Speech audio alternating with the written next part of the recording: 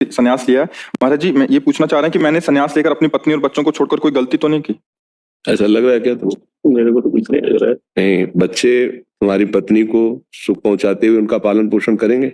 मैं तो कुछ नहीं कर सकता हूँ, बेटे। नहीं, मैं ये कह रहा हूँ कि अपनी पत्नी को अपने बच्चों को सौंप के आए हो, बच्चे उनकी सेवा करेंगे, उनकी आपके प्रति अनुमति कि आप जाओ और संन्यास ले लो।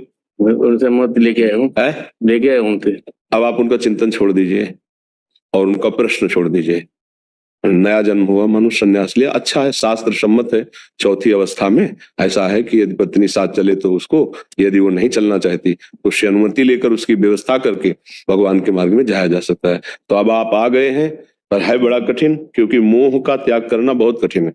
बाहर से वेश परिवर्तन कर लेना सहज है, पर मोह, अंदर से मोह का त्याग करना बहुत कठिन। मोह मूल बहुशूल प्रद त्यागो तम अभिमान, भजहु राम रघुनायक कृपा सिंधु भगवान। जब तक मोह है, मोह गए बिनु राम पद होई न दृढ़ अनुराग। अंदर ही अंदर खोखला करता जाएगा आपको यदि भजन में मन नहीं लगाओगे। मोह का एकांत में रोना आएगा, पत्नी की याद करके, बच्चों की, भले वो चाहे पीटे हों, लेकिन बच्चों की याद करके, बच्ची की याद करके। ये वैराग्य बहुत कठिन है, अंदर से संभाल लो। नाम जप करो तो समझ जाओगे। नहीं, महीना 2 महीना 4 महीना में उनको देखने की इच्छा होगी, फोन से बात करने की इच्छा होगी, मिलने की इच्छा होगी, सब किया करा मिट्टी हो जाएगा। हमारी स्पष्ट बात समझ रहे ना? प्रथम कॉलेज में अभी स्टूडेंट हो इस मार्ग में, तो इसलिए ये खोखला कर देगा अंदर, यदि नाम जप नहीं चलेगा तो। और नाम जब चलाया और भगवान का आश्रय, सोच लिया कि मेरी दृष्टि में सब खत्म, अब मेरा कोई नहीं, न कोई पत्नी, न कोई पुत्र, कोई मतलब, ये भेष धरने के बाद अब कोई नहीं। पर अनुमति तक सबका था, अनुमति के बाद फिर नहीं। इसके बाद सूचना आती है तो आप व्यथित हो जाते हैं, तो आप फिर वो समझ लीजिए, न व्यवहार के रह गए, न परमार्थ के रह गए। ऐसे न वैसे रहे मजरेडो, पाछलियो जो करी निर्भाषित।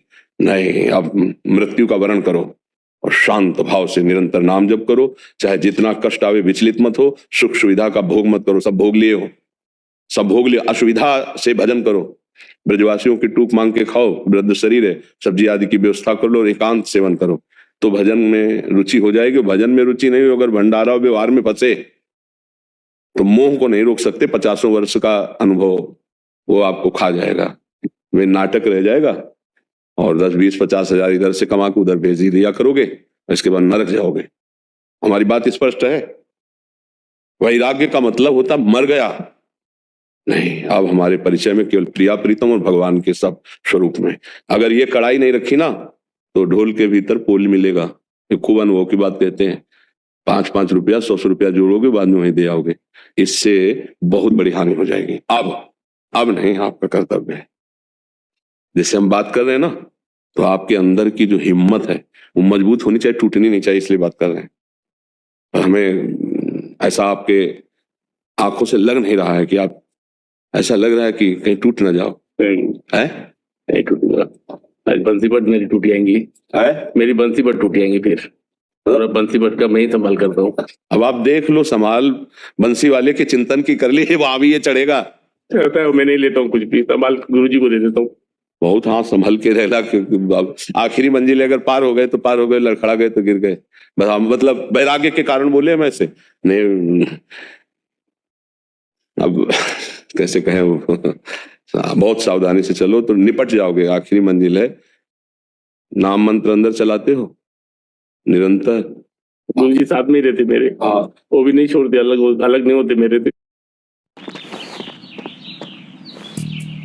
मॉर्निंग वॉक पे जा रहे हो, रैंप वॉक पे? थोड़ा सा इधर उधर तो रोने बैठ जाते गुरुजी हमारे। समस्या है, समस्या है। अब कैसे है? अब बस अंदर से देखते रहो गुरुजी का स्वरूप क्या है, ये समझना बड़ा कठिन है। हमारी बात को शायद अभी थोड़ा सा इधर, थोड़ा सा निकल जाता हूँ, गुरुजी के हाथ से निकल जाते। चलो, भगवान की कृपा है, गुरु प्रेम है, पर चलो नाम जप करो, नाम जप करो, और भगवत विस्मरण ना होने पावे, आगे बढ़ो, ठीक है ना? हाँ, गुरु निरपेक्ष और चेला आसक्त, उल्टा है यहाँ। गुरु, जानते हो परमार्थ का महारथी गुरु कैसा होता है? निरपेक्ष, अपेक्षा नहीं, आए की उज्जत नहीं, गए की तलाश नहीं, निरपेक्ष। और शिष्य आसक्त, चाहे गुरु का कितना भी प्रतिकूल स्वरूप हो जाए, प्राणपन से उनकी सेवा और उनका चिंतन। बहादुर बनो, आगे बढ़ो, नाम जप करो, गुरु सेवा में रहो, और चिंतन को पकड़े रहना, चिंतन न छूटे। चिंतन छूटा तो समस्या, माया अभी तो अभी शुरुआत किया है ना, माया प्रलोभन फेंकती है या भय फेंकती है, दो में कोई न कोई एक काम कर जाता है। अगर काम ना कर पाया तो फिर भूमिका बदल जाएगी, फिर हृदय में स्थिति आ जाएगी। ठीक है, खूब नाम जप करो, भगवद आश्रित रहो और परिवार से अब ये सोचो मत कि अपराध बनाए कि नहीं, नहीं कोई अपराध नहीं, क्योंकि भगवत मार्ग में आपने सम्यक व्यवस्था कर दी। अब पैसा मत भेजना, बाबागिरी को पैसा मत भेजना, नहीं तो दुर्गति हो जाएगी। ये जो बाबागिरी का पैसा अपने घर भेजते हैं ना, हाँ बहुत बहुत बुरा घर का हाल भी होता है और बहुत बुरा उस संत का भी हाल होता है। क्योंकि जो दूसरे को द्वारा दिया हुआ है, ये साधु सेवा या गौ सेवा या भगवत सेवा के लिए, वो वहीं लगना चाहिए। अगर कहीं उसका दुरुपयोग हुआ तो हराम का नहीं है, खा जाएगा, ये बुद्धि भ्रष्ट कर देगा, गिरा देगा। 4 दिन में गुरुजी ने गादी दे दी ये पैसे की। ये पैसे जितने भी आते हैं मैं आटा बढ़ाने लेके आता हूँ। इतने भक्त लोग आते 500